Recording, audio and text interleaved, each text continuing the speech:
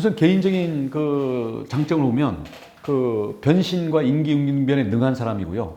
그리고 사람들이 무엇에 관심이 있고 무엇을 원하는지에 대해서 아주 감각이 뛰어난 사람이에요. 그런 면에서는 정치적으로는 간단치 않은 사람이라고 보고요. 대신 근본적인 문제는 이게 선동 정치라는 거에 핵심적인 문제가 있는 거죠. 어떻게 보면 트럼프식의 선동 정치인데요.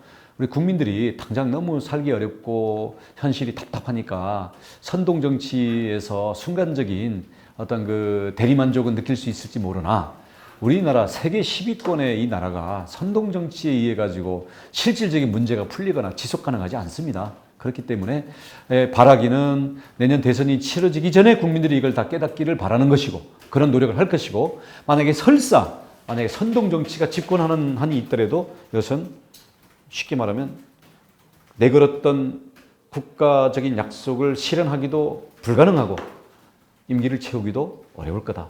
왜냐하면 선동 정치이고 이건 적대적인 분열 정치이기 때문에 그렇습니다.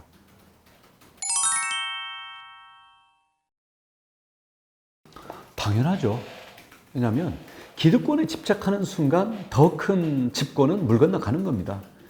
과연 내 기득권을 보장하지 않으면 아무것도 안 되라고 주장할 수 있는 그러한 권한을 가진 사람이 과연 누굽니까? 저는 아무도 없다고 생각을 합니다. 그리고 지금 국민들은 이런 문재인 정부가 한 번 더 연장이 되고 왜냐하면 이들은 무능과 위선을 보였을 뿐만 아니라 자기 잘못을 전혀 인정을 안 하잖아요. 잘못을 인정하면 이걸 바꾸겠다는 게 있는데 변화를 하지 않겠다라는 뭐 지금 모든 대통령의 기자회견부터 모든 메시지가 그렇잖아요. 그러면 이걸 정말 바꿔야 되는데 바꾸려면 정말 바꾸지 않고 그대로 가겠다는 사람과 세력을 빼고는 다 하나로 될 수 있는 그런 틀을 만들어야죠. 그러면 근데 현실적으로는 대통령이 되는 거는 결국은 우리 정당이 헌법이 있는 정당이에요. 물론 현실의 정당이 다 마음에 안 들고 문제가 있기 때문에 그것을 어떤 이 정치에 대한 혐오, 탈정치를 얘기하기는 쉽지만 막상 대통령이 되더라도 국회의원들 있어야 국정을 운영할 수 있잖아요. 지금 야당에서 대통령이 되면 민주당 180석을 상대하는 대통령이 돼야 되는데 어떻게 현실적으로 국회의 협력, 국회의 파트너, 정당 없이 어떻게 국정 운영할 수 단 한 달도 할 수가 없습니다. 그러면 결국 최소한 대통령이 되기 위한 시점에서는 정당이 명확히 있어야 되는 거고요. 어차피 그런 거는 뭐 꼭 이거다 저거다라기보다는 어차피 거론되는 당사자들이 판단할 문제인데 저는 어떤 판단을 하든 함께 가야 된다라고 생각을 합니다.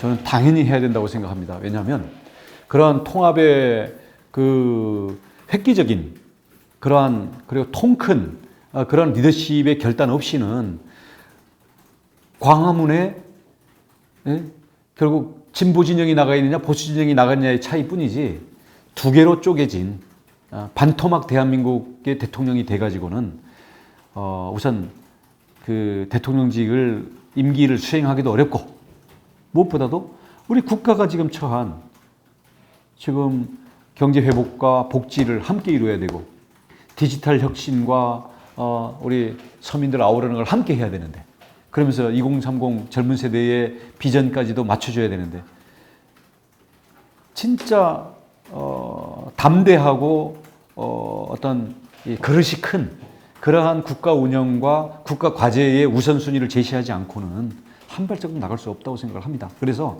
나는 현재 분풀이 대통령이 아니라 전진의 대통령이 돼야 되고 분풀이에서 전진으로 가는 그 중간 고리는 통합입니다. 그러면 당연히 통합이라는 거는 뭡니까? 밥을 나눠야 화합이 되는 거고 권력을 나눠야 통합이 되는 거죠.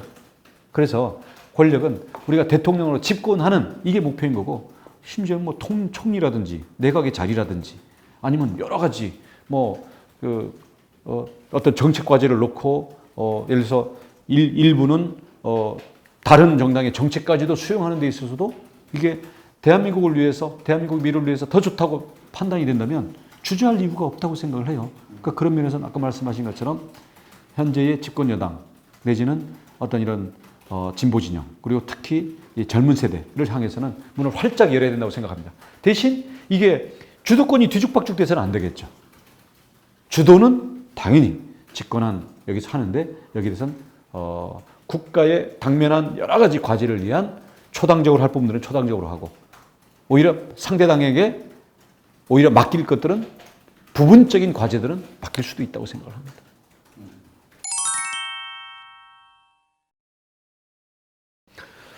예, 이미 우리 젊은 바람이 불고 있는 것은 저는 아주 고무적으로 보고요. 우리 당을 위해서 아주 좋다고 생각을 합니다.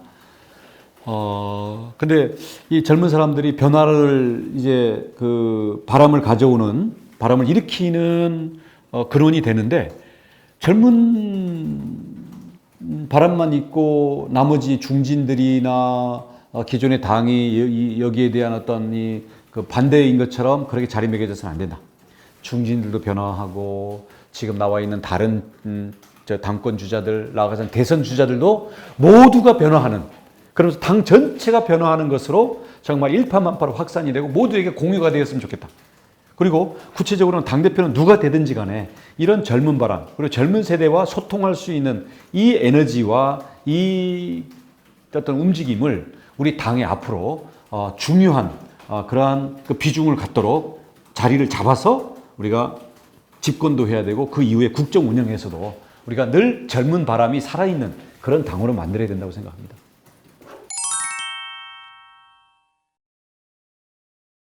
이거 하려면은 문재인 대통령이 결자 해지로서 해라 라는 거고요. 만약에 제가 대통령이 되면 제 나름대로의 국가와 역사에 대한 관점 속에서 그리고 통합의 정치라는 속에서 저는 대통령으로서 과감하고 분명한 판단들을 할 겁니다. 왜 대통령 고유 권한인데 판단을 안 하고 그럼 우리가 왜 사정하게 만들고 왜 자꾸 여론의 눈치를 보고 합니까? 이재용 부회장에 대해서도 사면해야 된다고 생각하십니까? 입장은 어떠십니까? 그것도 대통령이 고유 권한으로 판단을 해라 이거죠. 원지사님 입장은 어떠십니까?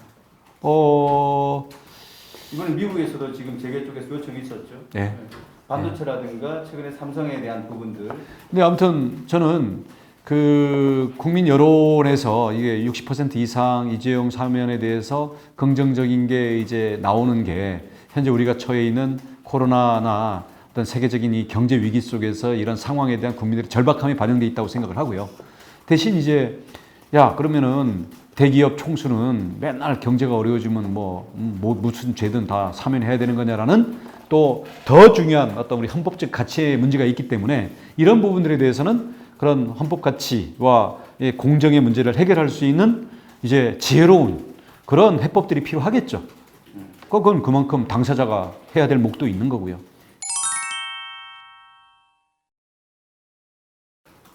그러니까 선거라는 게 선거 비용이나 효율, 국가적인 걸 생각할 수도 있는데 그렇게만 생각하면 지금 국회의원 선거 따로, 대통령 선거 따로, 지방선거 따로 하는 것 자체가 효율이고 그러려면 우리 서울시장, 부산시장 보궐선거를 왜 했습니까?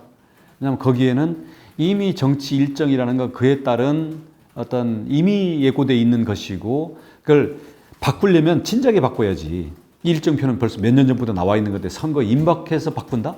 그러니까 개헌이나 어떤 정치 일정 같은 경우는 선거 임박하면 임박할수록 그 의도의 순수성이 결국은 불신을 받을 수밖에 없기 때문에 어려워진다고 생각해요. 그래서 선거 임박했는데 자꾸 어떤 선거 일정이나 선거 룰을 얘기한다든지 개헌 문제를 얘기하는 것은 그런 순수성의 문제 때문에 국민들의 저항을 받을 거라고 생각합니다. 저는 쉽게 말하면 반대할 이유가 없고요.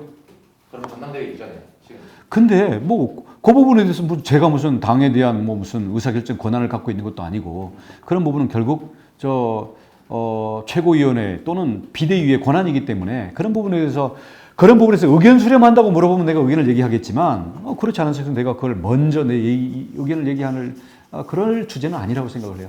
원칙적으로 반대할 이유가 없다고 생각합니다.